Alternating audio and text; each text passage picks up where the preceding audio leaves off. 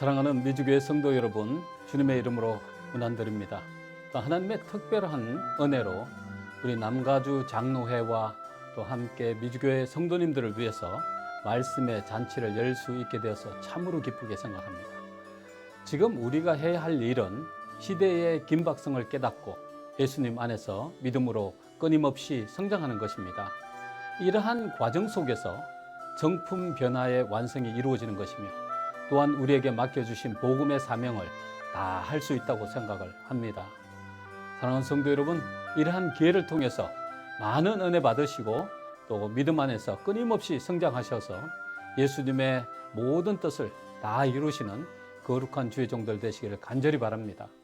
이번에 또 항상 미주교회를 격려하시고 도와주시는 권성근 목사님을 모시고 또 이 시대에 가장 적절하고 필요한 말씀을 들을 수 있게 돼서 먼저 하나님께 감사의 말씀을 드리고 또 권 목사님께 진심으로 감사의 말씀을 드립니다. 이번 영성 세미나를 위해서 수고해 주신 남가주 장로회 회장님과 또 임원 여러분들께 감사의 말씀을 드립니다. 그리고 EM 미니스트리 임원들, 또 미주교회 협회 임원들, 그리고 영상 편집을 위해서 수고해 주신 분들께 감사의 말씀을 드립니다.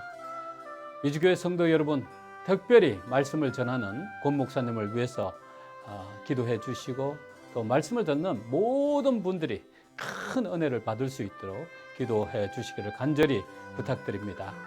사랑하는 성도 여러분, 건강하시고 행복하세요. 사랑합니다. 전국에 계시는 사랑하는 성도 여러분, 안녕하십니까? 지난 어두웠던 한 해를 보내며 성도님들 많이 보고 싶었고 만나고 싶었고 더 많은 사랑을 나누고 싶었던 한 해였습니다. 슬픈 일들도 있었지만 더 깊은 신앙을 심어주는 은혜의 시간이기도 했습니다. 오늘부터 북미주 사회봉사부 부장으로 계신 권성근 목사님을 모시고 우리들의 믿음 생활을 다시 한번 돌아볼 수 있는 기회를 주신 하나님 은혜에 감사를 드립니다. 성령 충만한 하나님의 남은 교회에 속한 성도 여러분, 이번 기회를 통하여 개인적으로 성령 충만함을 받아 이 시대의 사명, 새천사의 기별을 전파하는 일에 우리 주님 오시는 그날까지 하나님 앞에 부끄러울 것이 없는 일꾼으로 믿음 안에서 전진합시다. 감사합니다.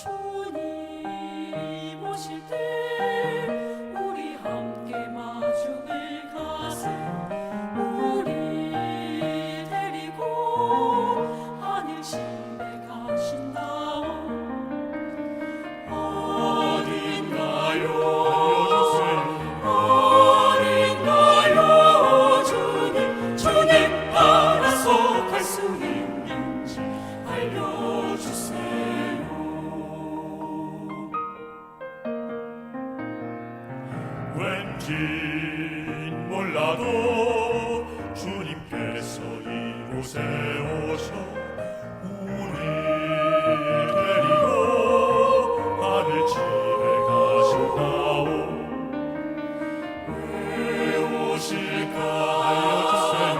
왜 오실까 주님, 행복 넘치게 살 수 있는지, 주님 따라서 갈 수 있는지, 주님 맞이할 준비됐는지.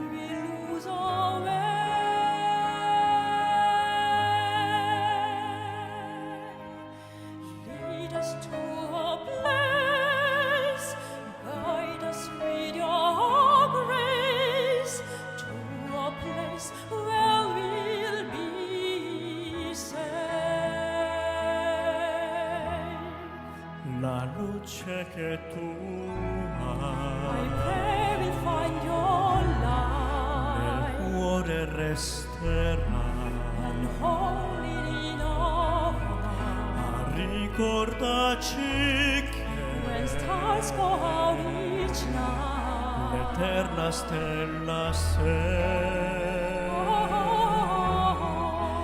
nella mia preghiera. let this be your prayer. Quanta fede When c'è shadows fill all day, lead us to a place, guide us with your grace, give us faith so we'll be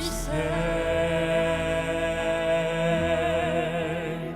sogniamo un mondo senza più violenza, un mondo di giustizia e di speranza, ognuno dia la mano al suo vicino, simbolo di pace, di fraternità.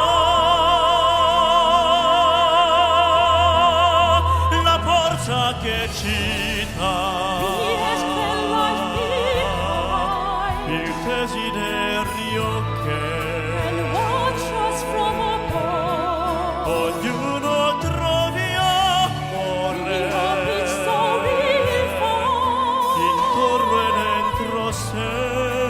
none so true love. Let this be your Pray, let this be your prayer. just like every child. Just like every child,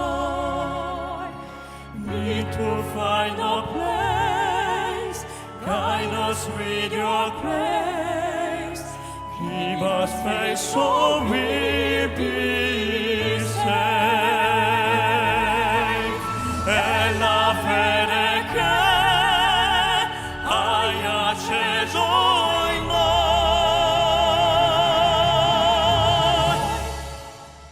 sento che ci salverà.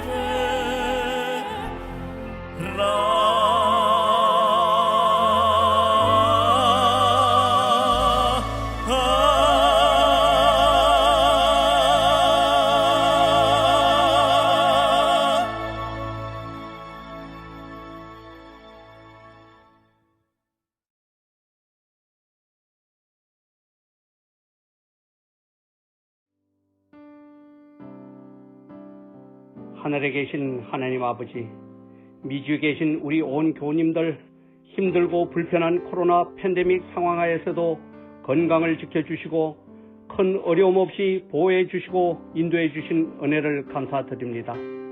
주님, 지금 온 세계는 경제적 어려움과 자연재해, 기근, 그리고 온역 소식으로 커다란 고통과 어려움 가운데 있습니다. 우리 주님의 다시 오심의 발자국 소리가 점점 더 크게 들려오는 시점에 우리가 살고 있음을 정말 실감하게 됩니다. 이러한 때 우리 모두 각자의 삶이 더욱 주님과 연결된 매일 매순간의 삶이 되도록 더욱 우리 모두에게 굳건한 믿음과 용기를 주시옵소서. 특별히 금번 미주교회협회와 남가주 연합장로회가 공동 기획한 코로나19 이후의 미주 재림교회 선교 전략을 위한 특별 세미나를 계기로 혹 느슨했었던 우리 자신들을 돌아보며 다시 한번 새로운 다짐을 하게 해 주시옵소서. 우리 미주 한인 재림교회가 새로운 선교 전략과 함께 주님께서 주신 사명을 온전히 감당할 수 있도록 주님 함께하여 주시옵소서. 오늘 이 온라인 집회에 참여한 우리 모든 성도님들에게 성령님 임재하셔서 주님과 동행하는 성도의 삶을 살 수 있도록 특별한 복을 허락하여 주시옵소서. 주님, 이 시간 특별히 간구하옵기는 말씀을 대언하실 주의 종 권성근 목사님에게 복 주셔서 이 시간 선포하실 그 말씀으로 우리 온 교우님들 새로운 헌신과 함께 앞으로의 삶이 더욱 주님께서 부여하신 사명에 충실할 수 있도록 큰 힘과 용기를 얻는 이 시간 되게 하여 주시옵소서. 오늘 이 시간 이후로 예정되어 있는 매일의 집회 일정을 지켜주시고 주님 홀로 영광 받으시옵기를 우리 주 예수 그리스도의 이름으로 간절히 기도드립니다. 아멘.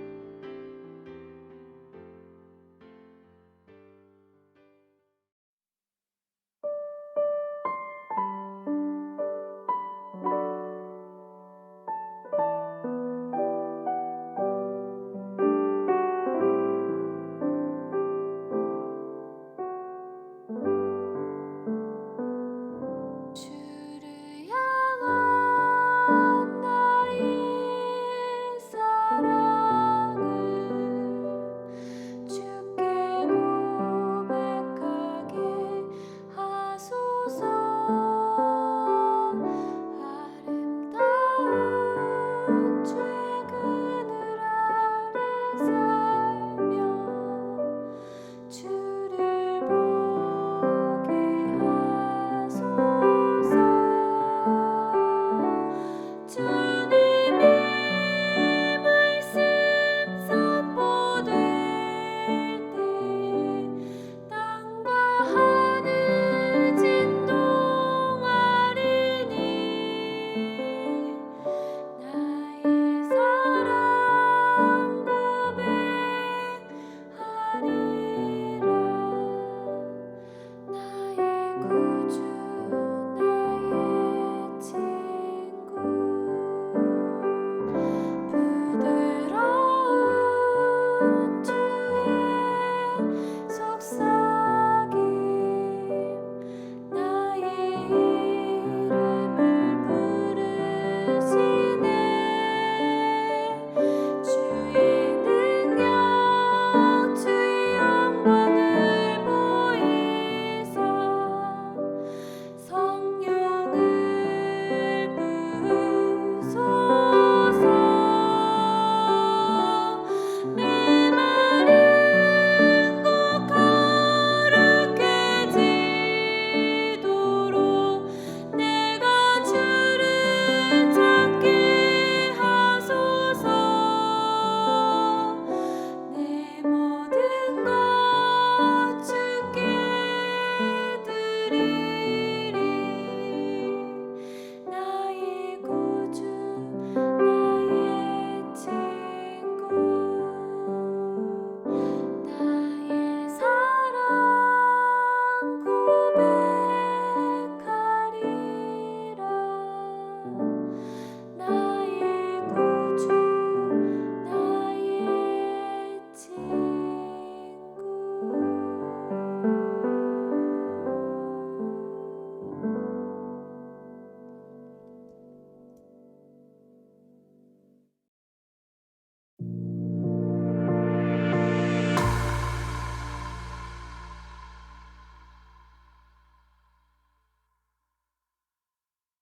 안녕하세요. 주님의 이름으로 문안드립니다.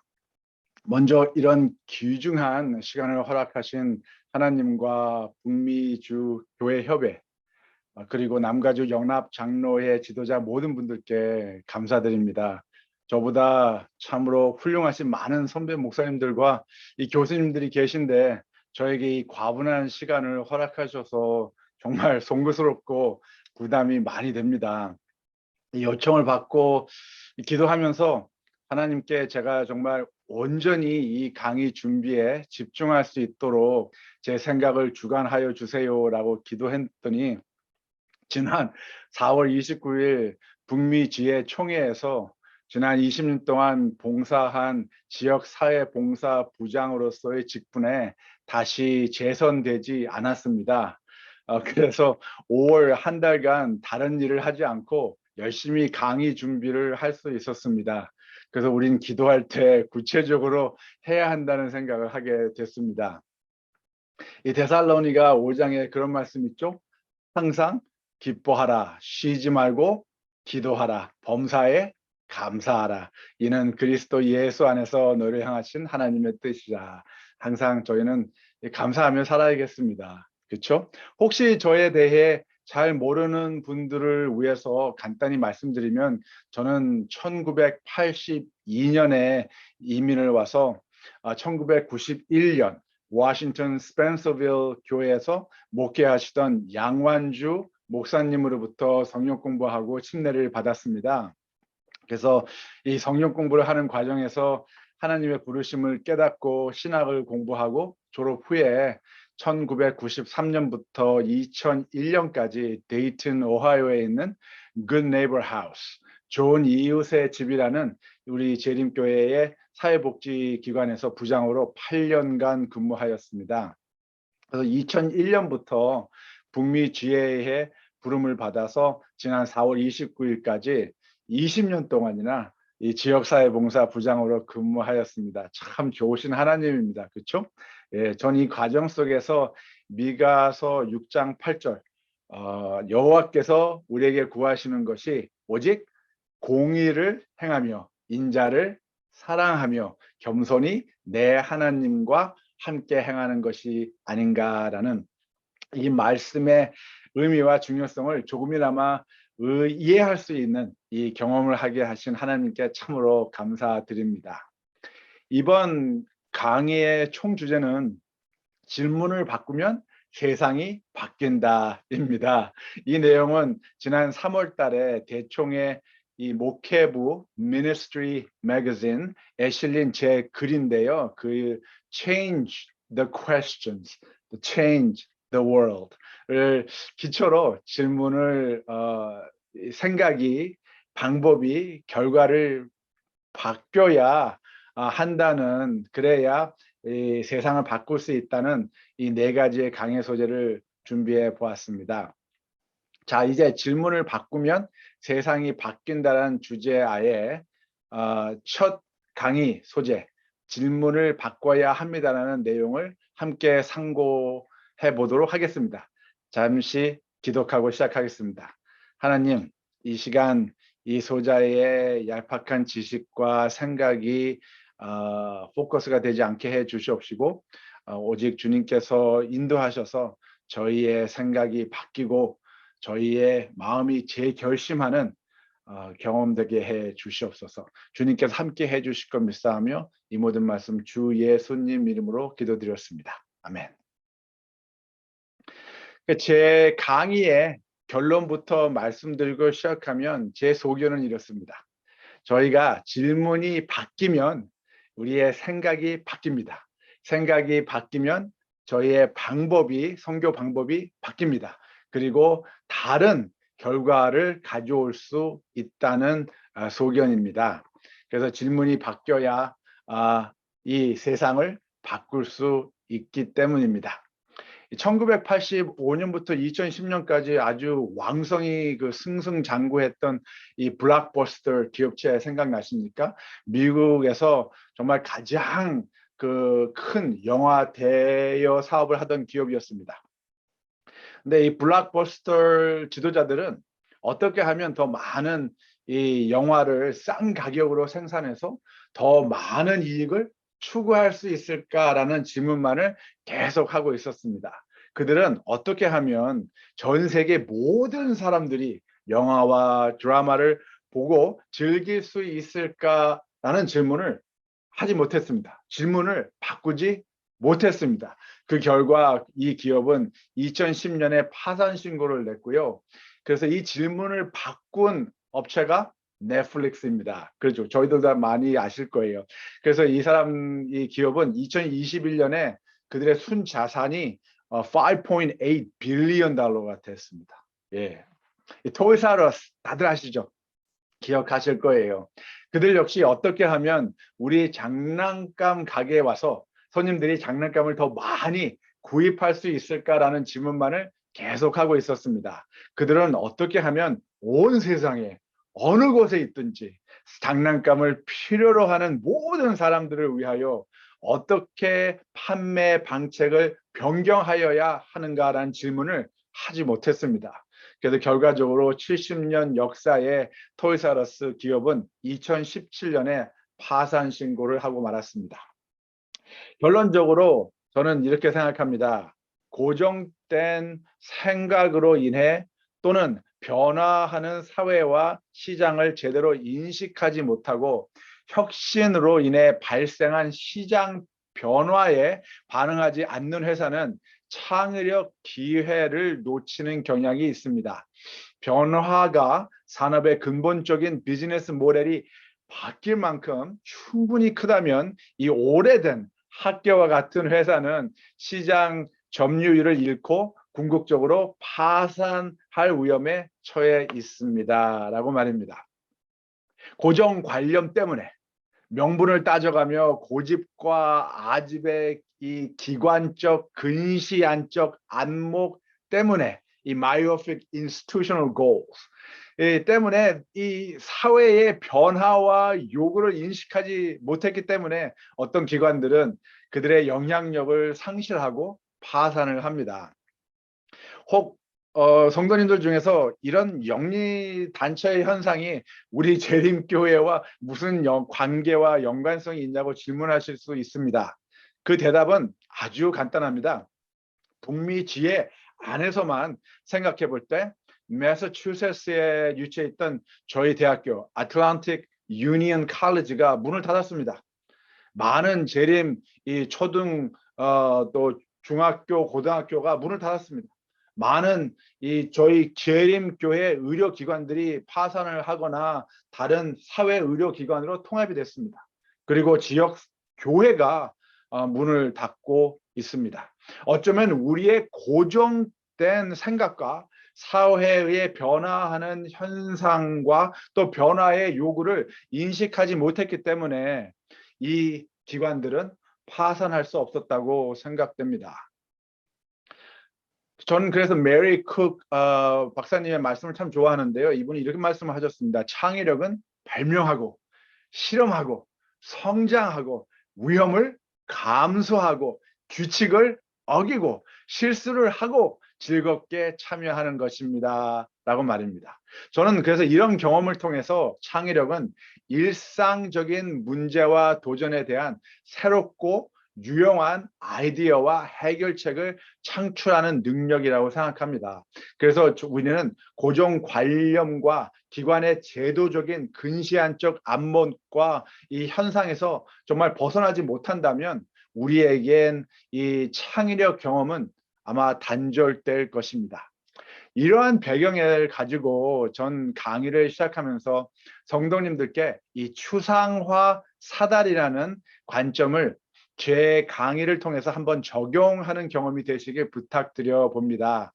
구체적 관점과 추상적 관점의 차이를 통해서 적용되는 결과, 이 형성되어지는 가치관을 추상화 사다리라고 합니다. 우리의 관점이 어디에 중요성을 두고 있느냐 하는 과제가 우리의 초점을 상당히 다른 가치관에 둘 수 있기 때문입니다. 그 예를 들어서 이 한 아내에게 땅콩은 자식보다 더 귀한 그녀의 친구입니다. 이 관점은 극히 구체적인 관점입니다. 그러나 땅콩이라는 구체적인 관점에서 추상적인 관점으로 저희가 이해성을 넓혀가면 땅콩은 강아지, 포유동물, 살아있는 것, 사물이라는 관점으로 이해하게 되는 것입니다. 자, 왜 이것이 이렇게 중요할까요? 미국에서 이제 있는 이야기인데 남편들이 은퇴를 하면 이 남편들이 해야 할 일 중에 하나가 가장 중요한 일 하나가 아내가 사랑하는 애완용 강아지를 잘 돌보는 것이랍니다. 그 이유가 아내가 남편을 집에서 내쫓을 수는 있지만 이 강아지는 내쫓지 않기 때문입니다. 그래서 이 남편이 아내에게 사랑을 받으려면 아내가 사랑하는 땅콩과 잘 지내야 되는 것이죠. 그래서 이 아내의 초점은 어디에 있는 것입니까? 맞습니다. 구체적인 것입니다. 아내에게 땅콩은 살아있는 사물이 결코 아닙니다. 그래서 추상적 관점에서 아내는 이 땅콩을 바라보지 않습니다. 그렇지만 남편의 초점은 어디에 있습니까?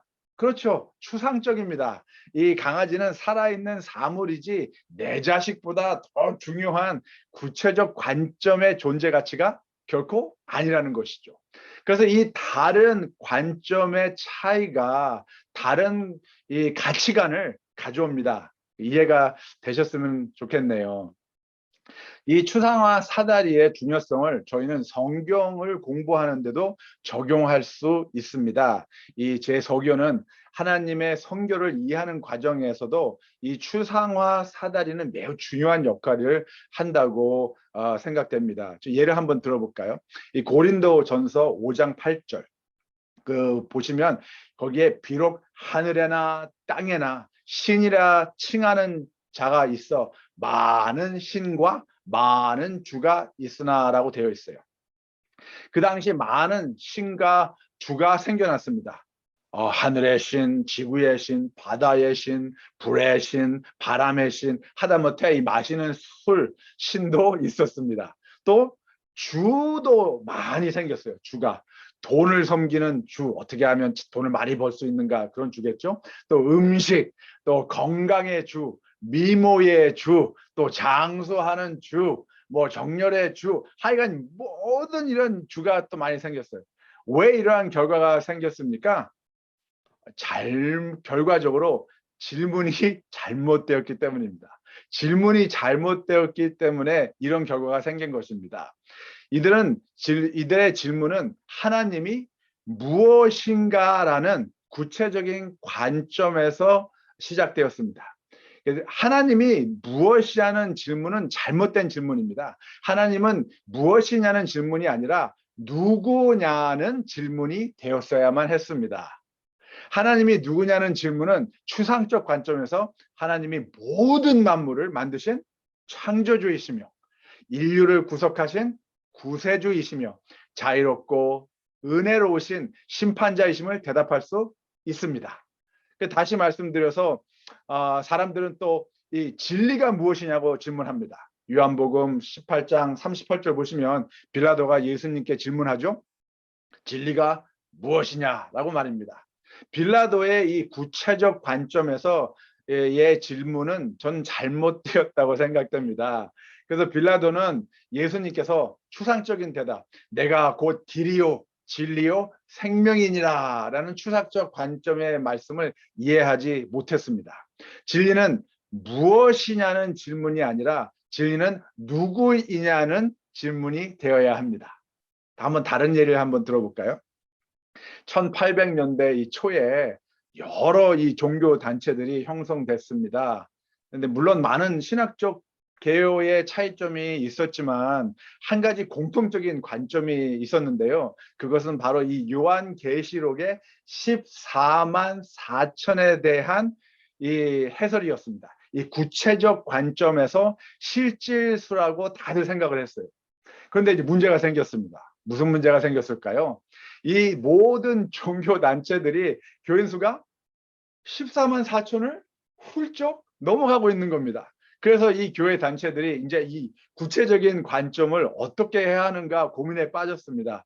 결과적으로 그 사람들은 모두 우리 다 이 구체적인 관점에서 추상적 관점으로 바꾸기로 결정을 했습니다. 그래서 이 숫자가 실질수가 아니라 추상적인 숫자임을 인식하기 시작했습니다. 그래서 14만 4천에 대한 이 다른 관점은 전혀 다른 기독교의 가치관을 형성하게 되는 겁니다.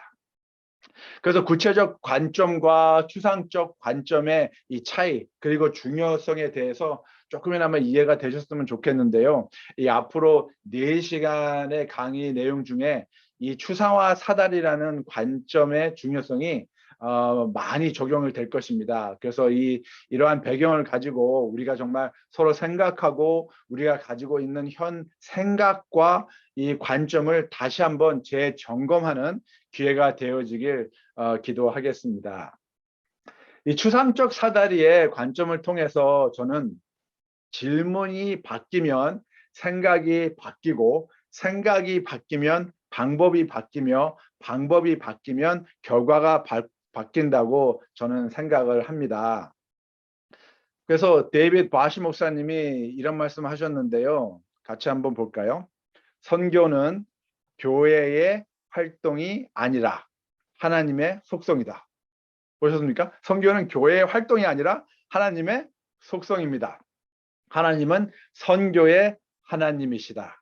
그러므로 선교는 하나님으로부터 세상으로 나아가는 어떤 하나의 운동으로 간주된다. 교회는 그 선교를 위한 수단처럼 여겨진다. 선교가 있기 때문에 교회가 있는 것이지 그 반대는 아니다. 선교에 참여하는 것은 사람들을 향한 하나님의 사랑의 운동에 하나님의 사랑의 운동에 참여하는 것이다. 왜냐하면 하나님은 사랑을 보내는 것에 원천이시기 때문이다라고 말합니다. 이것이 우리가 하나님의 소명과 사명과 명령을 따라야 하는 이유라고 저는 생각합니다. 우리는 하나님의 선교를 위해서 계획을 하고 하나님과 함께 선교 여정을 떠나는 것입니다. 그래서 우리는 사람들과 섞이고 그들의 전인적인, 이 전인적이라는 말의 의미는 네 가지를 포함하는 건데요. 육체적, 정서적, 사회적, 영적, 이 네 가지의 모든 것을 포함, 온전한 삶을 전인적이라고 하는 겁니다. 그래서 전인적인 행복을 바라고 동정심을 보여주고 그리고 그들의 필요를 충족시키고 그럴 때 우리는 복음을 나눌 수 있는 확신과 신뢰를 갖게 된다는 것이죠. 복음을 전할 수 있는 특권을 저희가 갖추게 된다는 것입니다. 그래서 교회의 목적은 주님의 영광을 위하여 우리가 사는 지역사회가로 우리가 먼저 찾아 나가야 하는 겁니다. 교회는 이런 선교적 목적을 위해서 존재합니다. 그래서 우리는 우리의 시간과 에너지를 정말 계몽하고 교육하며 발전시키기 위한 방안들에 정말 투자를 해야 되는 것이죠. 이 선교적 교회 운동 과정에서 우리와 함께 할 제자들을 양성해야 하는 것입니다. 이럴 때 이 선교 사명을 위임받은 제자들이 다른 사람들을 제자로 삼을 수 있기 때문입니다. 하나님은 이 선교를 위하여 이 지역에 단순히 교회를 보내시지 않으셨습니다. 하나님은 이미 우리 각 지역 사회에서 선교를 하고 계시며 주님은 우리를 교회의 선교에 하나님의 당신의 교회 선교에 초청하고 계신 겁니다. 그래서 하나님은 오직 우리를 정말 축복하기 위하여 부르지 않으셨습니다. 오히려 다른 사람들에게 축복이 되도록 하기 위하여 우리를 보내시고 계신 겁니다. 그리스도교는 우리가 정서적 어떠한 욕구를 채우려고 일주일에 한 번씩 교회에 나왔다가 집에 돌아가는 그런 패턴이 반복되는 종교가 아닙니다. 그래서 그리스도인들은 그저 내부적인 관심을 받는 어떤 영적 소비자가 되어서는 결코 안 되는 것이겠죠. 우리는 축복받은 사람들입니다. 그렇죠? 그래서 그러므로 우리는 다른 사람들을 축복해야 할 의무와 책임이 있는 겁니다. 다시 말씀드려서 선교는 교회의 활동이 아닙니다. 선교는 하나님의 속성입니다. 교회는 하나님의 뜻이며 하나님의 존재 가치입니다. 제가 가끔씩 미국 사람들하고 이렇게 강의를 하면서 이런 질문들을 많이 받는데요. 사람들이 저에게 이렇게 물어봅니다. 코로나 감염증 극복 이후에 이게 post COVID-19에 교회가 선교를 할 수 있을까요? 라는 질문들을 합니다. 그래서 저는 이 질문이 잘못되었다고 생각합니다. 이 질문은 선교가 교회의 활동이라는 한정된, 국한된 구체적 관점에서 시작된 질문입니다. 저는 하나님은 처음과 끝이라고 믿습니다. 하나님은 항상 우리와 함께 존재하신다고 믿습니다. 그리고 선교는 하나님의 속성이라고 믿습니다. 그래서 코로나 감염증 극복 이후에 선교를 할 수 있을까라는 질문은 이제 바꿔야 합니다. 어떤 질문을 해야 하냐면 이제 개인의 이 삶과 믿음의 공동체 교회가 속해 있는 지역 사회 안에서 하나님 나라의 가치관과 기본 원리로 어떻게 이 사회를 하나님 나라로 변화시키는 일을 할 수 있을까? 어떻게 하면 내가 변화 주도자가 될 수 있을까? 라는 추상적 관점에서의 질문이 시작되어야 된다고 생각합니다. 우리는 하나님의 선교를 위해서 보내심 받았습니다. 그런데 아마도 가끔씩 우리는 우리의 선택된 지위를 혼동하고 있는 것 같습니다. 마치 이스라엘 그 민족이 그들의 선택된 지위를 망각했던 것처럼 말입니다. 왜 우리는 이 지역 사회에 존재하고 있는가라는 질문 해보셨습니까? 우리는 이 지역 사회에서 무엇을 하기로 되어 있었는가라는 질문 하고 계십니까? 어떤 경우에 우리는 교회에 와서 정말 틀에 박힌 듯이 이 기계적으로 종교 생활을 하고 있는 듯 합니다. 교회란 어떤 그 예배 시간과 프로그램에만 구속되거나 한정될 수 없습니다. 교회는 교회의 건물 안에서 안에 갇혀서 존재해서는 안 된다는 것이죠. 교회는 단지 어떤 장소나 시간대에 속하여 일주일에 한 번씩 이 약속 시간에 만나는 장소가 결코 아닙니다. 또한 교회는 단지 어떤 전통을 고수하거나 현상 유지를 하는 단체도 아닙니다. 사실 교회는 우리는 교회의 전통의 뿌리를 내려야 합니다. 하지만 그 뿌리로부터 성장해야 합니다. 만약 우리가 우리 교회의 창의력을 존중하지 않는 전통에서 탈피하지 못하고 성장하지 못한다면 우리는 비효과적이며 비능률적인 교회가 될 것이고 결국적으로 파산을 하게 될 거라고 생각됩니다. 이 엘렌 화이트이 이런 말씀하셨는데요. 교회는 사람을 구원하기 위해 하나님께서 세우신 기관이다. 교회는 봉사를 위하여 조직되었으므로 그 사명은 온 세상에 복음을 전하는 것이다. 태초로부터 하나님은 당신의 교회를 통하여 당신의 충만과 풍족을 온 세상에 나타내시려고 계획하셨다. 하나님께서 어둠에서 불러내어 그의 기이한 빛 가운데 들어가게 하신 교인들은 하나님의 영광을 나타내야 한다라고 말씀하셨습니다.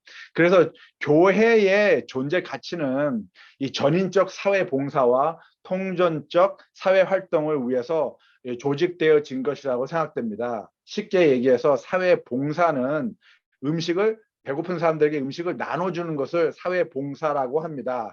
사회 활동은 배고픈 사람들에게 음식을 나눠주는 것이 아니라 그 빈곤을 퇴치하는 것을 말하는 것이죠.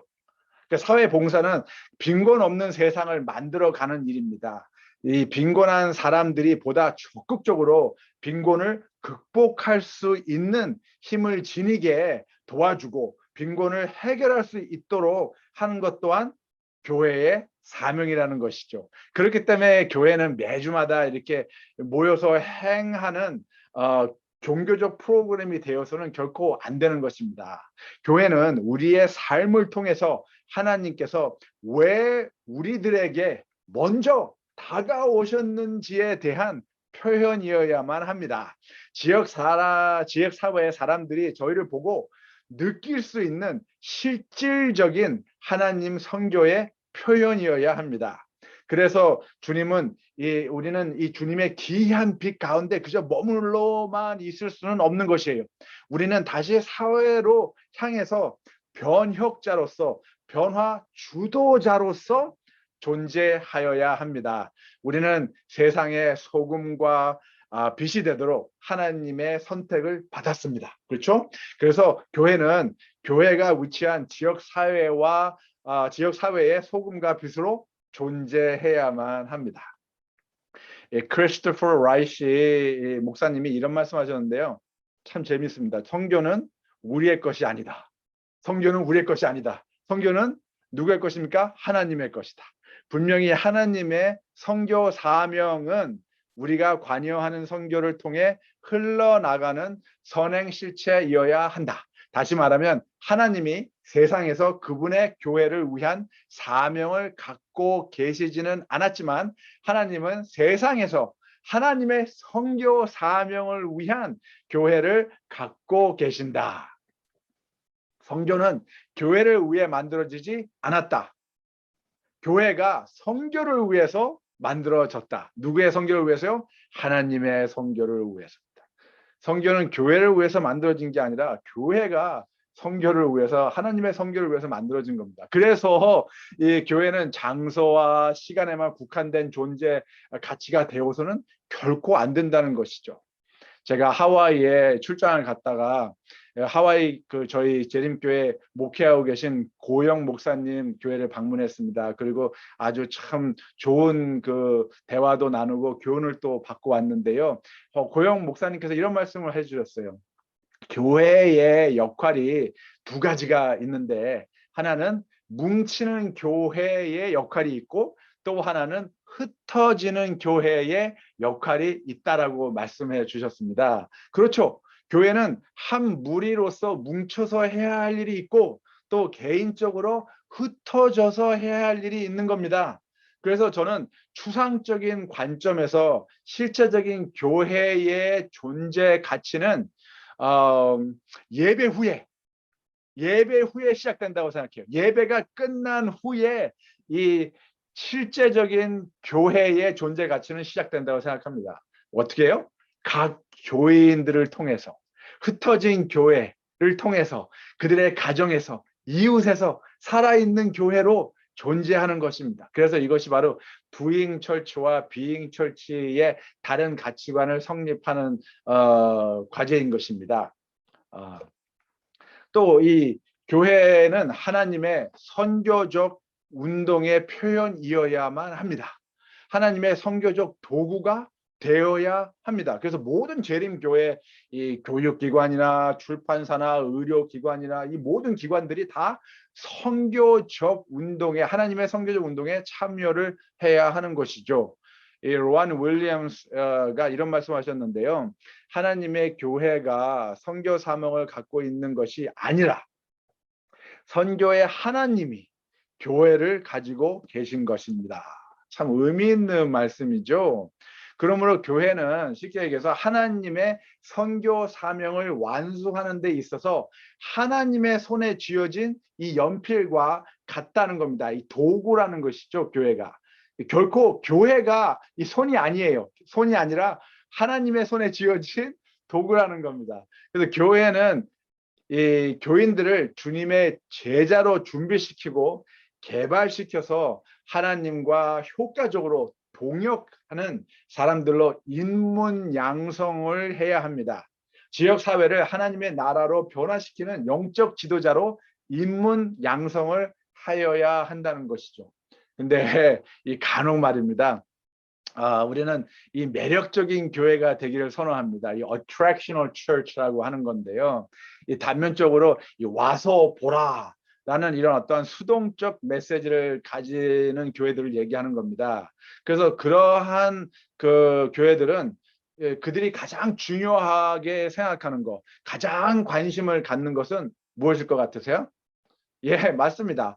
매주 예배 드리는 겁니다. 매주 예배 드리는 것이 가장 그들에게 중요한 이제 관심거리예요. 그리고 최고의 목표는 그 지역에서 매력적인 교회가 되는 것이 될 수 있습니다. 그래서 매력적인 이 교회들, attractional church들은 솔직히 어떨 때 보면 이 우리 지역 사회를 그저 영혼 수학의 한 낚시터로만 생각을 하고 바라봅니다.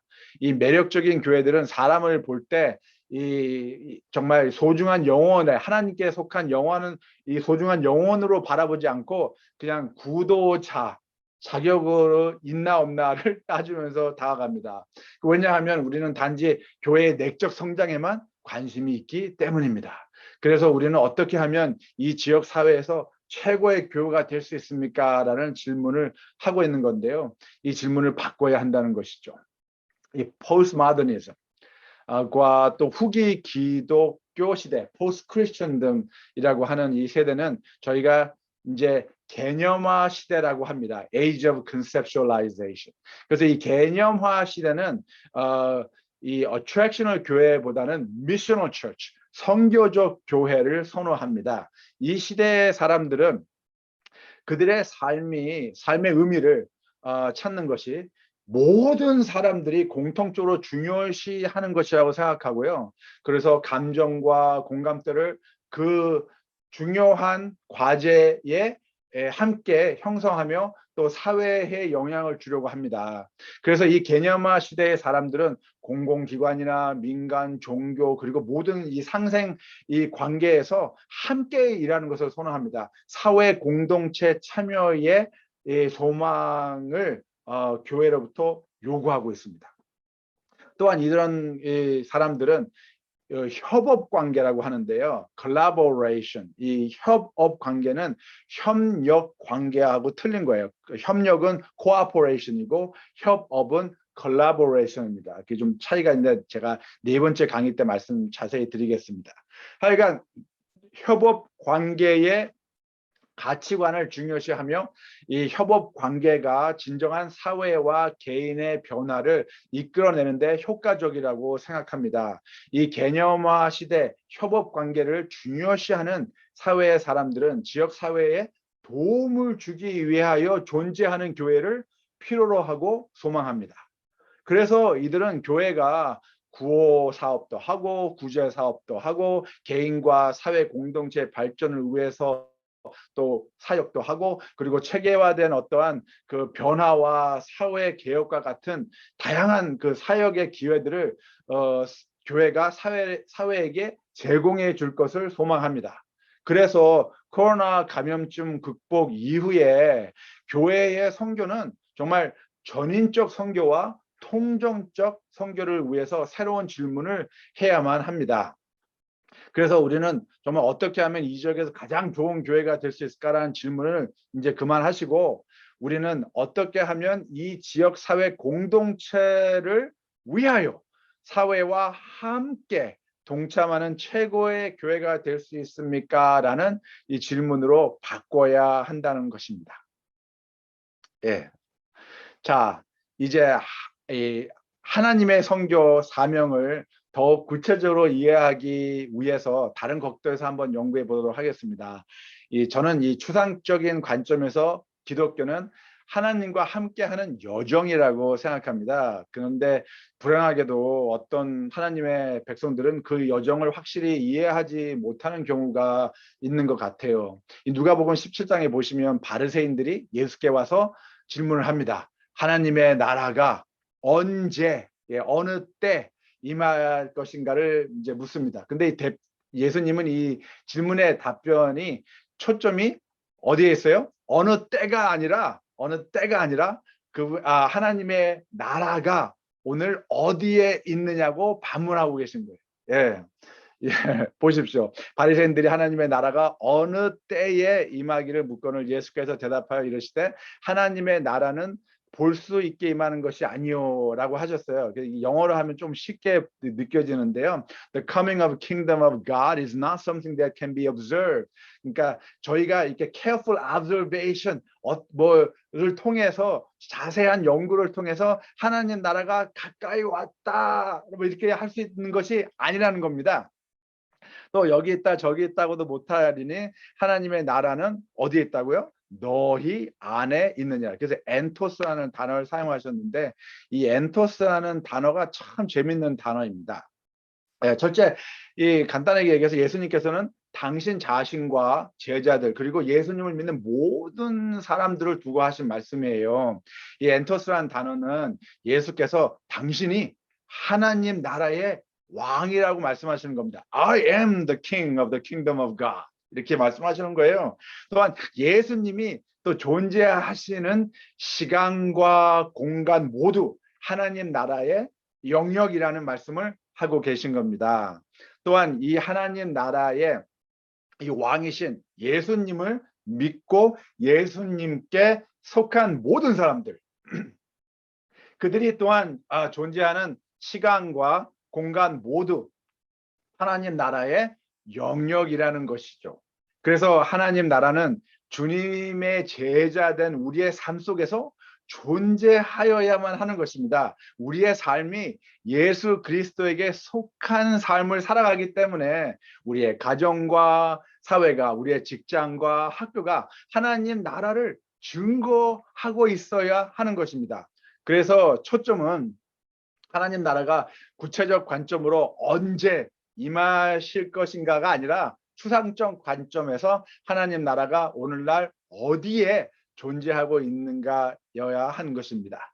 우리가 개인적으로 그리고 교회에서 집단적으로 충실하게 존재한 결과로 인해서 우리는 이 세상의 하나님 나라의 일원으로서 우리 지역 사회의 변화를 가져와야만 하는 것이죠. 제가 즐겨 보는 책 중에 하나가 소명이라는 책이 있는데요. 아마 읽어보신 분들 많이 계실 거예요. 이 소명이라는 책에 이런 말씀이 있는데 참 제가 좋아하는 그 구절입니다. 여기 하나님의 나라는 우리의 모든 존재 가치, 우리의 모든 행위 가치, 우리의 모든 소유와 헌신적이고 역동적으로 그분을 섬길 때, 투자될 때 우리의 삶을 통해서 유형적, 인식 가능한 그리고 가시성 있는 존재 가치로 증명된다라고 하셨어요. 그러니까 쉽게 얘기해서 이제 이 한국말이 참 어렵죠. 저희가 tangible하고 recognizable하고 visible한 이 하나님의 나라의 표상이 된다는 거예요. 그러려면 저희는 질문을 바꿔야 합니다. 어느 때, when 이 포커스가 아니라 어디에 하나님 나라가 존재하고 있습니까? 라는 초점이 바뀌어야 되겠죠. 그런데 우리 역시 어떨 때 보면 이 언제라는 초점에 너무 뭐라 그럴까요? 관심을 갖고 있는 것 같아요. 그래서 오늘 하나님 나라가 어디에 있는지를 놓쳐버릴 때가 있습니다. 어떤 그리스도인은 이 그리스도의 재림이 얼마나 가까운지를 이 재난과 전쟁과 사회의 악함과 이런 질병 이런 것으로 연구를 하면서 알아내려고 정말 너무 애를 쓰세요. 많은 시간을 투자하고 있습니다. 근데 우리는 바로 지금 우리의 삶에서 하나님의 나라를 개인적으로 사회 공동체로서 경험하는 데 초점을 맞춰야 합니다. 우리는 하나님 나라의 가치관과 기본 원리를 가르치는데 실천하는 데 초점을 맞춰야 합니다. 그래서 언제라는 질문은 이제 바뀌어야 합니다. 초점은 언제가 아니라 어디에, 하나님 나라가 어디에라는 질문으로 바꿔야만 합니다. 우리는 우리 가정에서, 학교에서, 직장에서 그리고 우리가 속한 지역 사회에서 매일 선교사입니다. 변혁 주도자입니다. 나이와 성별과 경험과 재정과 교육과 모든 삶에서의 상황을 막론하고 우리 모두는 하나님의 선교를 이행하는 하나님의 선교사인 것입니다. 그래서 사신이에요. ambassador, representative. 그래서 우리의 선교사로서의 첫 역할은 이사야 58장 12절에 여기 수보자라고 나와 있는데요. 바로 우리의 역할이 수보자인 것입니다. 하나님이 그리스도 안에서 세상을 하나님 자신과 화목시키셨듯이 수보자라는 사명은 우리가 하나님과 끊어진 관계에 있는 사람들을 다시 어떻게 하는 거예요? 연결시키고 화평케 하는 의무인 것입니다. 하나님께서는 예수 그리스도를 통하여 우리와 화평을 이루셨습니다. 그렇죠? 그래서 우리 그리스도인들은 이제 온 열방을 화평하도록 하는 일에 참여하여야 하는 것입니다. 바로 이 사명이 새롭고 화목된 사회, 하나님 나라를 만들어내는 이 첫 발걸음이 되는 거예요. 그래서 마태복음 28장에 이 가서라는 단어, 영어 성경에는 go라고 돼 있죠. go. 그래서 어떤 성경들은 이 명령조로 이렇게 해석을 합니다. 가라. 그래서 서양에서 동양으로 가라. 동양에서 서양으로 가라. 갈 수 있으면 좋죠. 제가 그것이 나쁘다, 잘못됐다라고 얘기하는 게 아닙니다. 오해하지 마십시오. 근데 주님께서 말씀하시는 이 단어의 의미는 가서, 이 한국 성경이 번역을 잘 했어요. 가서라는 단어의 의미인데요. 이것이 어떤 의미냐면 매일의 삶 속에서 직장을 가면서 학교를 가면서 이웃과 대화하면서 마켓에서 그러니까 직장에서나 학교에서나 마켓에서 어디에서 from everywhere to everywhere 일상생활에서 as you go about 선교사로 존재하여야 한다는 걸 말씀하시고 계신 거예요. 이해가 되시겠습니까? 그래서 저희 모든 주님의 제자들은 다 선교사입니다. 그래서 우리는 하나님의 선교를 위해서 소명과 사명과 명령을 받았습니다. 그래서 이걸 좀 이해하기 하나님의 선교를 좀 더 구체적으로 이해하기 위해서 우리는 누가복음에 있는 소명과 마태복음의 28장의 사명과 또 이사야 58장의 명령을 하나로 묶어서 이해를 해야 돼요. 그래야 하나님의 선교를 제대로 이해를 할 수가 있습니다. 그저 그냥 마태복음 28장만 이렇게 하나 띄워가지고 The Great Commission 해가지고선 이 이야기를 하면 전체적인 이해가 부족하게 됩니다. 자, 하나님의 선교 사명을 이해하기 위해서 또 다른 각도에서 한번 살펴볼까요? 누가복음 4장 18절 19절 한번 보겠습니다. 이 성경 구절은 아시다시피 이사야 61장 1절과 2절에 기록되어 있는 메시아의 선교 사명을 선포하고 계신 겁니다. 메시아가 하나님의 선교를 이렇게 실행하리라는 어떤 그 추임식 선언과 같은 것이에요. 읽어보시겠습니까? 주의 성령이 내게 임하셨으니 이는 가난한 자에게 복음을 전하게 하시려고 내게 기름을 부으시고 나를 보내사 포로된 자에게 자유를 눈먼 자에게 다시 보게 함을 전파하며 눌린 자를 자유케 하고 주의 은혜의 해를 전파하게 하려 하심이라 하였더라. 이렇게 읽으셨어요.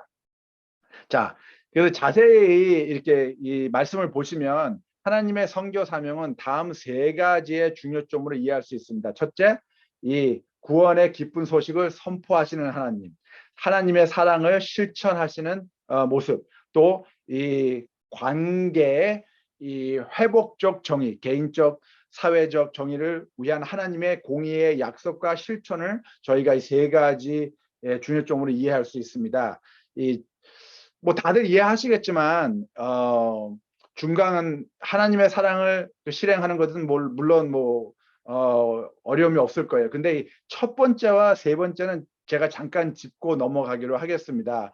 이 구원의 기쁜 소식을 가난한 자에게 복음을 선포한다. 거기서 많은 사람들이 혼동이 있어요. 그리고 또 이 세 번째 주의 은혜에 대한 선포에 대한 이 이해가 조금 불명료합니다. 그래서 조금 시간을 쓰도록 하겠습니다. 자, 첫째, 이 사명에 기록된 이 메시아의 사명에 기록된 이 가난한 자에게 복음을 전한다. 이 가난이라는 단어는 성경에 한 2000번 이상이나 사용됐는데요. 이 세 가지로 크게 나눠서 사용이 되었습니다. 세 가지 부류로. 그 첫 번째 부류는 거의 80%가 이 전인적 홀로스라고 하는 단어인데요. 이게 이렇게 아주 좀 전인적 아까 제가 말씀드린 것처럼 육적, 정서적, 사회적, 영적 모든 면에서 온전치 못한 상태를 가난하다라고 얘기하는 겁니다.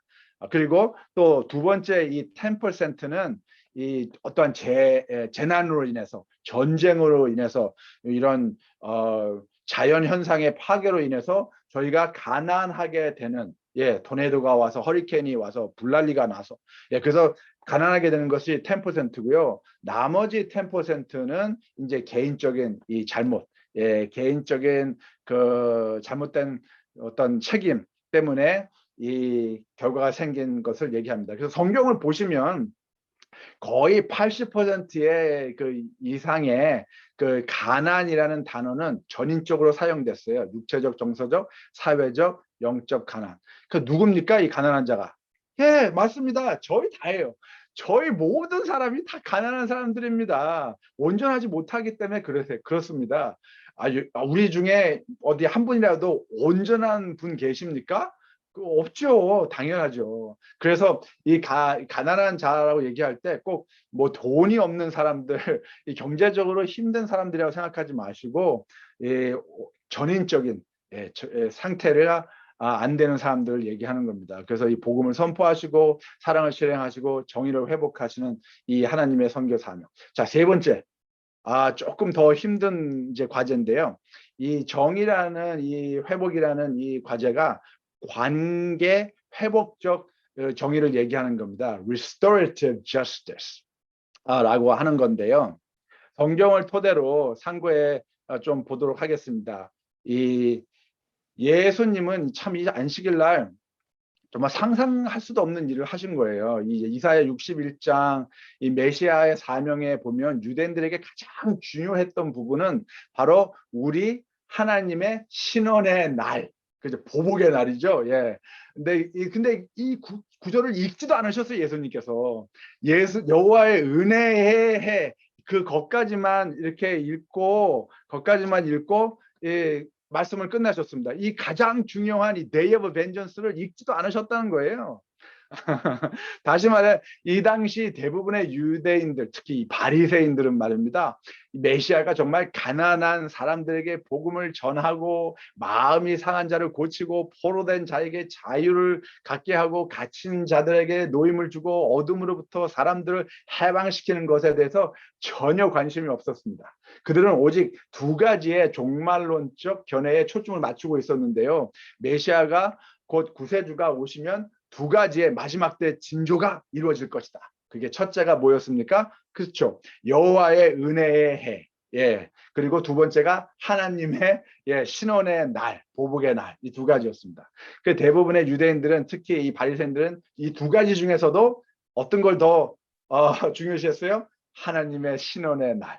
그들은 메시아가 오면 이 나쁜 이 로마인들의 식민지 사회에서 우리가 해방이 되고 헤롯 왕가의 이 부정부패와 이 행패를 척결하고 이방인들을 이 땅에서 다 내어 쫓고 다시금 유대 단일 민족으로서의 정체성을 재정립하고 모든 민족 위에 으뜸이 되는 민족이 또 다시 될 거라고 여겼습니다. 그런데 그렇게 믿고 간구하고 구체적 관점 속에서 하나님의 신원의 날만을 학수고대하고 있었는데 이 예수님께서 뭐라고 하시는 거예요 지금? 아예 그 중요한 성경 구절을 읽지도 않고 그저 주의 은혜의 해를 전파했다고만 말씀하셨습니다. 궁금하신 분들은 결과가 궁금하신 분들은 계속 4장을 읽으시면 이 정말 이 안식일 날 예배를 드리다마다 이 사람들이 이 예수님을 죽이려고 한 것까지 보실 수 있으세요. 시간이 없으니까 은혜의 해에 대해서 초점을 좀 맞춰보겠습니다. 이 쉽게 얘기해서 은혜의 해는 희년을 얘기하는 거예요. 희년인데요. 은혜의 해, 희년을 얘기하는 것인데 희년 법칙은 이 땅이 50년마다 적법한 그 원래 땅 주인에게 반환되어지는 것이고 모든 그 채무가 청산되어지고 또 어떤 사람이 노예였다면 그들은 그의 노예 굴레와 속박에서 해방되는 것을 얘기합니다. 이것이 하나님께서 만드신 하나님의 공의와 인간의 정의를 위해서 제정하신 사회 정의, 또 개인 정의, 그 관계 회복 정의였다는 것이에요. 쉽게 말하면 하나님께서 인간의 사회적 개인적 정의를 위해서 매 50년마다 이 리셋 버튼, 리셋 버튼을 이렇게 누르시는 겁니다. 희년이라는 버튼을. 그래서 부자가 더 부자가 되지 않고 가난한 자가 더 가난한 자가 되지 않는 사회, 이 사회적 평등의 가치관 때문에 하나님께서는 희년 제도를 성립하셨습니다. 그래서 안식일에 돈을 사용하지 않는 이유는 바로 이 관계 회복적 정의를 저희가 리마인드 하는 이유에서입니다. 이해가 되시겠어요? 부자나 이 가난한 사람이 안식일에 돈을 쓰지 않으면 어떻게 되는 거예요? 다 동등하게 되는 겁니다. 그렇죠? 예, 동등하게 되는 겁니다. 그래서 우리 모두가 하나님 안에서 평등하다는 것. 희년 제도는 우리가 하나님에 의해 평등하게 창조되었으며 하나님의 눈으로 우리 모두가 동등하며 또 이 사회의 시각에서도 우리가 평등하다는 것을 가르치는 안식일 가치입니다. 그렇기 때문에 안식일 준수는 안식일을 준수하는 재림교인들은 더욱 정말 사회와 개인의 정의를 통해서 정말 변혁적인 사회적 평등과 공평, 시민적 책임을 위해서 사회 봉사와 사회 활동에 관여하고 참여해야 하는 겁니다. 성도님들, 저의 소견은 이렇습니다. 안식일은 인간이 가장 인간다워지는 날입니다. 왜 그렇습니까? 안식일에 인간들은 하나님이 창조주이시며 모든 만물이 하나님에 의해 창조되었음을 인정하는 날이기 때문에 그렇습니다. 그래서 매주 안식일은 이 안식년과 희년 제도의 중요성을 상기시키는 날이 되어야 하는 것입니다. 그래서 화이트님께서 안식년과 희년을 마련하신 것은 그동안에 발생된 국가의 사회적, 정치적, 경제적 구조의 그릇된 점을 대폭 실현하시려는 의도였다고 말씀하십니다. 안식일을 준수하는 것은 그냥 일하는 6일 동안과 일하지 않는 하루를 구별하는 날이 아닌 것입니다. 모든 인류가 일을 할 때보다 예배를 드리기 위해서 일을 중단할 때가 인간이 가장 인간다워진다는 진리를 가르치는 겁니다. 그래서 이 안식년과 희년의 제도는 모든 인류가 그저 땅에서 번성하고 땅을 정복하고 성공하려는 이 일에 정말 온전히 마음을 빼앗기지 않도록 보호하기 위해서 하나님께서 만든 제도입니다. 이 부귀영화를 위해서 이 부귀영화가 꼭 그냥 인간의 삶의 무슨 전부인 것처럼 이 목적이 되어서 살아가는 사람들을 정말 이 미연에 방지하기 위해서 하나님께서 가르치신 이 가치관입니다. 그래서 안식년과 희년제도의 관계 회복적 정의, 가치관은 분명 우리 그리스도인의 관심사가 되어야 하는 것이죠. 그렇죠? 그러나 이 구약 성경의 마지막 선지자 말라카이와 신약 성경의 첫 그 선지자 침례 요한, 이 사이에는 한 400여 년 동안의 이 공백이 있는데요. 근데 이 400년 동안에 여호와의 해 희년이 실천되지 않고 있었습니다. 이해가 되시겠어요? 그래서 하나님의 뜻을 준수하지 않았다는 겁니다. 오히려 그들은 하나님의 율법을 그들 자신의 기호에 맞게 대처해 버렸습니다. 예, 그들은 하나님의 뜻을 이루는 대신에 안식일을 거룩히 지키는 이 600여 개가 넘는 규칙과 규정을 만들어 가지고 자신들의 생각과 방법으로 만들어 가지고 사람들에게 가르치고 그것을 지키게 요구를 했어요. 하나님의 뜻을 그들의 의견과 욕구로 바꾸어 놓은 것입니다. 그래서 400년 동안 그들이 만들어 놓은 이 자신들의 희망신학, 이 자신들의 종말론을 발전시키려고 노력을 했고, 그래서 그 과정 속에서 메시아가 오면 이 400년 동안 행하지 않았던 희년이 현실이 될 것이다. 그것이 마지막 때의 증거 중에 하나일 것이다 라는 교육을 하기 시작한 겁니다. 그래서 화이트님께서 뭐라고 하시냐면, 하나님이 세우신 법규는 사회적 평등을 유지하도록 개혁되었다. 교회의 중대한 임무 중에 하나는 사람들을 계몽시키는 일입니다. 그렇죠? 이 계획을 위해서 사람이 계몽이 되면 사회 구조가 개혁이 됩니다. 그래서 계몽과 개혁이 이루어지면 이 세상을 어떻게 할 수 있어요? 개화할 수 있는 겁니다. 하나님의 나라의 가치관으로 말입니다. 그래서 이 관계 회복적 정의의 바른 이해는 참으로 중요해요. 이 히브리 문화, 구약을 보시면 이 공의와 하나님의 영역, 공의와 개인의 우리 인간의 영역, 정의가 이게 두 개가 나눠져 있었습니다. 두 가지 단어로. 근데 이제 신약 성경에 보시면 이게 하나로 되어 있어요. 예수님께서 이 두 가지 공의와 이 정의를 하나로 만드셨습니다. 또한 이 정의라는 단어가 이 righteousness, 의라는 단어와 동일한 단어가 되었습니다. 그래서 로마서에 보시면 믿음으로 말미암는 의라는 그 의라는 단어들이 많이 나오잖아요. 그 의라는 단어가 정의라는 단어와 똑같은 단어예요. 이해가 되시겠어요? 그래서 잠깐 좀 보고 넘어가겠습니다. 중요한 거라. 이 아브라함과 사라의 이 사이에서 궁극적으로 세 가지 종교가 형성되었습니다. 이슬람교, 유대교, 기독교.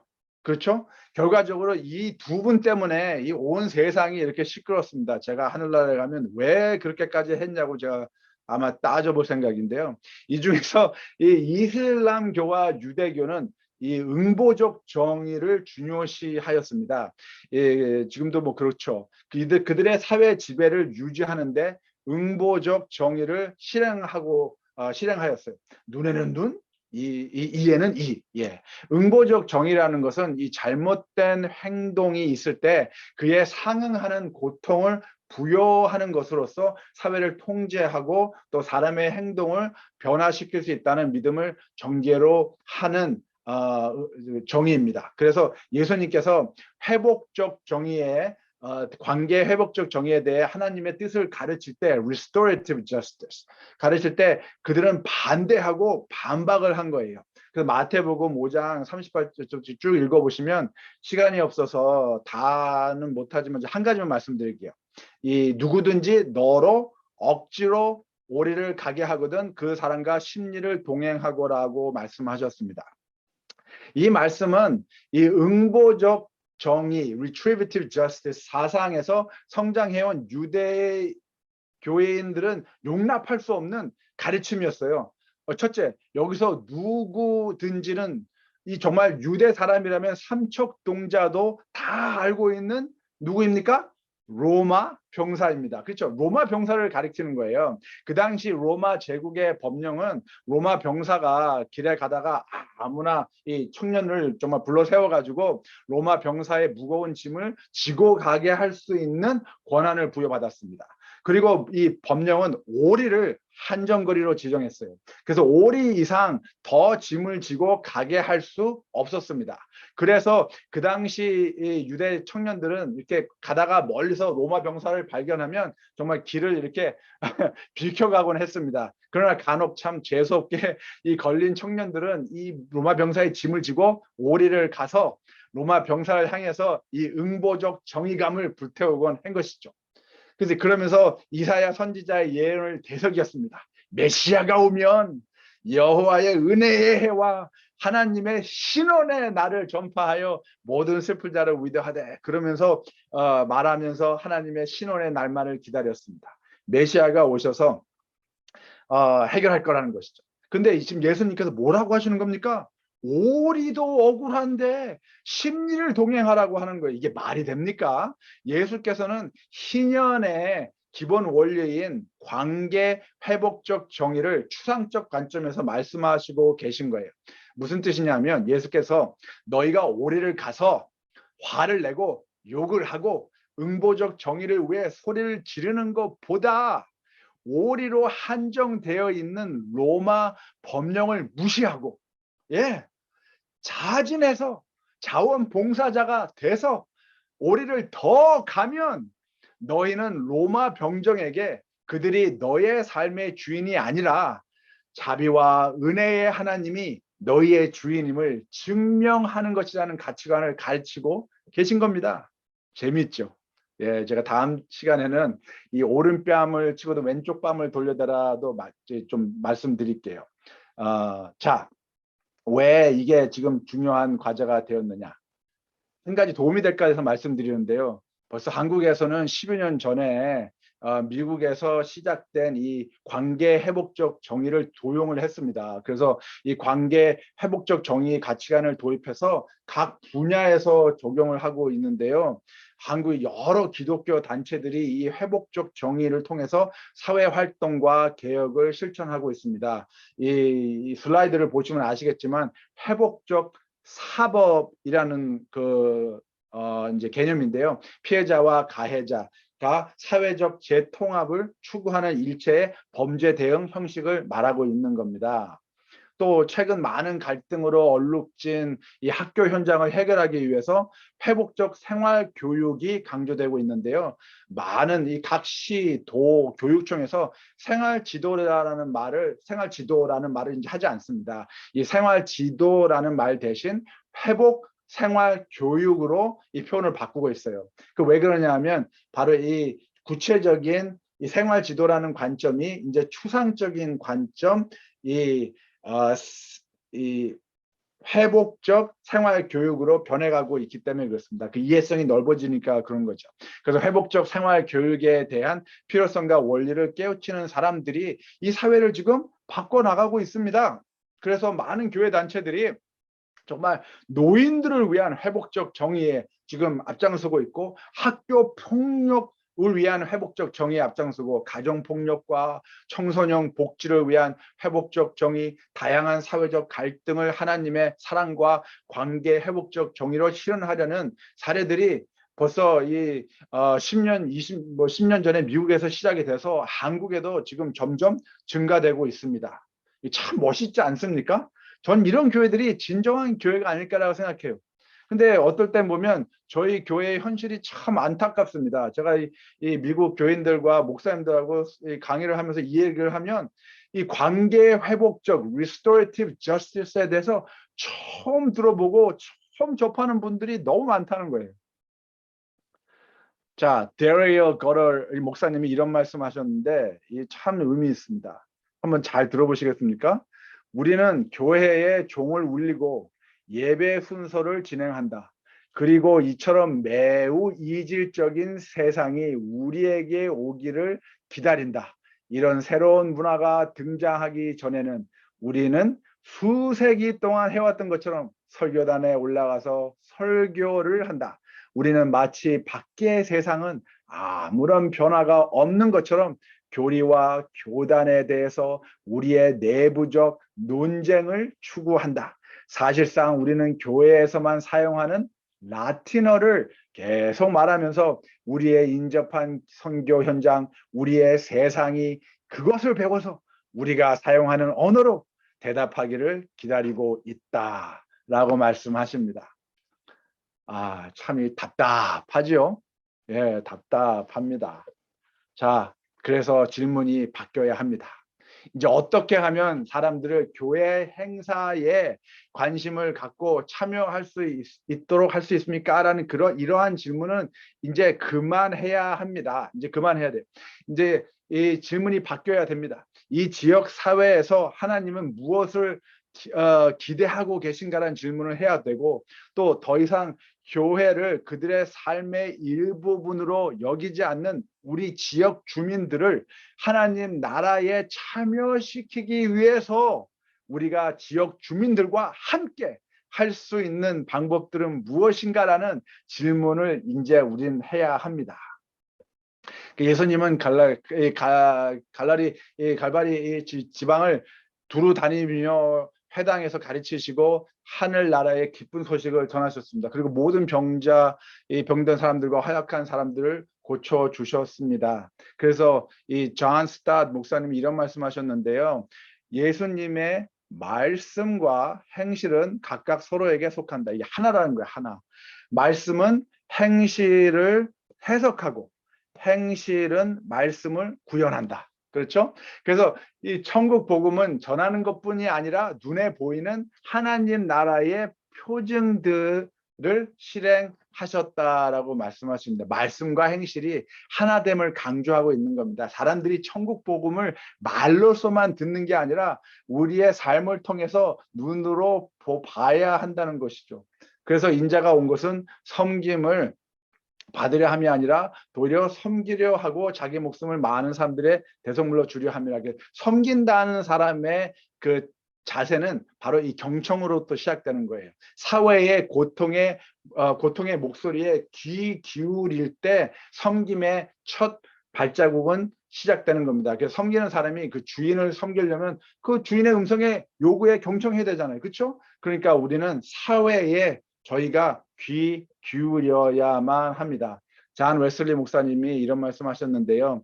사회적 정의를 위한 부흥운동은 신약 윤리의 중심적 근본 원리들을 조명하고 하나님이 진정 아버지시며 사람들을 진정한 형제라는 것을 생생하게 느끼게 해 주었으며 재산보다 인격이 먼저임을 지적하고 마음과 영과 생각이 모두 이 땅의 하나님의 의의 나라를 세우는데 향하게 했다라고 말씀하십니다.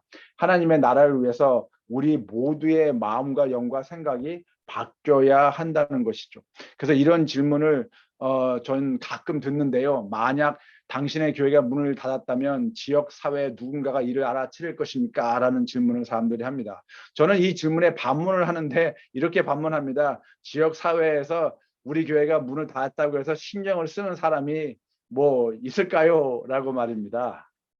그래서 매력적인 교회가 되면 우리는 어떻게 하면 이쪽에서 최고의 교회가 될 수 있을까라는 관점을 가지고 정말 내적 성장에만 초점을 맞추게 됩니다. 그래서 직원의 운영과 예산 관리, 교회 내부 활동, 시설 관리 이런 거에 정말 많은 시간을 투자하고 이야기를 하는데요. 성교적 교회가 되면 우리는 어떻게 하면 이 지역 사회 공동체를 위하여 사회와 함께 동참하는 최고의 교회가 될 수 있을까라는 외부적인 교회가 되면 이 정말 내부적 교회 성장의 목표가 아니라 하나님 나라를 이루는 관점으로 변해갑니다. 그러다가 보니까 교회가 성장할 수밖에 없는 거예요. As a byproduct. 우리는 하나님 선교의 핵심 가치, 하나님의 비전, 하나님의 선교 사명을 이행하기 위해서 지역 사회와 협력하고 장기 지속 가능한 지역 사회 개발을 통한 전도에 초점을 맞춰야만 합니다. 그래서 이 post COVID 이제 교회 선교는 이제 질문을 바꿔야 돼요. 빈곤 퇴치에 대한 우리의 연민이 어디에 있는지, 굶주림에 허덕이는 우리 주변의 상태를 멈추려는 우리의 노력은 어디에 있는지, 인신매매를 막으려는 우리의 사명은 어디에 있는지, 모두가 다 행복한 가정을 갖고 싶어하는 정말 소박한 우리의 소망은 어디에 있는지, 우리가 그것을 어떻게 도와주고 있는지, 성실하고 겸손하고 평화로운 삶을 우리가 어떻게 교회가 사회에 약속을 하고 있는지, 코로나 감염증 극복 이후에 교회는 이러한 그 질문을 시작해야 된다는 것입니다. 그래서 질문이 바뀌면 세상이 바뀝니다. 그래서 이제는 당신의 교회는 얼마나 큰가요? 라는 질문은 그만해야 되죠. 교인 수가 얼마나 됩니까? 헌금 금액은 얼마나 됩니까? 교회에 부속 건물이 몇 개나 있나요? 그러한 질문 대신 우리는 어떻게 우리 사회 공동체에서 그리스도인의 성육신적 인카네이셔널 미니스트리, 사랑을 함께 나누고 진리 되신 그리스도를 증거하고 있습니까? 라는 질문을 해야 합니다. 우리 교회가 어떻게 하면 정말 지역 사회의 문제점을 해결하기 위해서 존재하고 있습니까? 관계 회복적 정의를 실현하기 위해서 무엇을 하고 있습니까? 그리스도의 사랑과 행동으로 지역사회를 섬기며 신뢰를 쌓아가기 위해서 우리는 무엇을 하고 있습니까? 라는 질문으로 바꿔야 합니다. 이 코로나 바이러스 때문에 안식일에 교회의 문은 닫혀 있을 수 있습니다. 그러나 결코 하나님의 선교는 문을 닫을 수가 없습니다.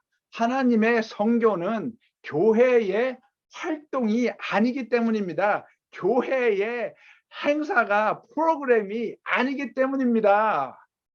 질문을 바꾸면 생각이 바뀌고 생각이 바뀌면 방법이 바뀝니다. 방법이 바뀌면 다른 결과를 창출할 수 있습니다. 질문을 바꿔서 세상을 바꾸지 않으시렵니까? 감사합니다.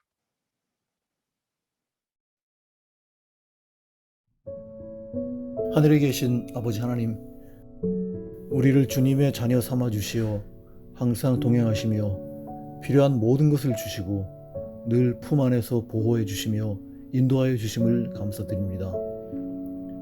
질문이 바뀌면 세상이 바뀐다라는 제목으로 포스트 코로나 선교 세미나 잔치를 오늘 시작하였습니다.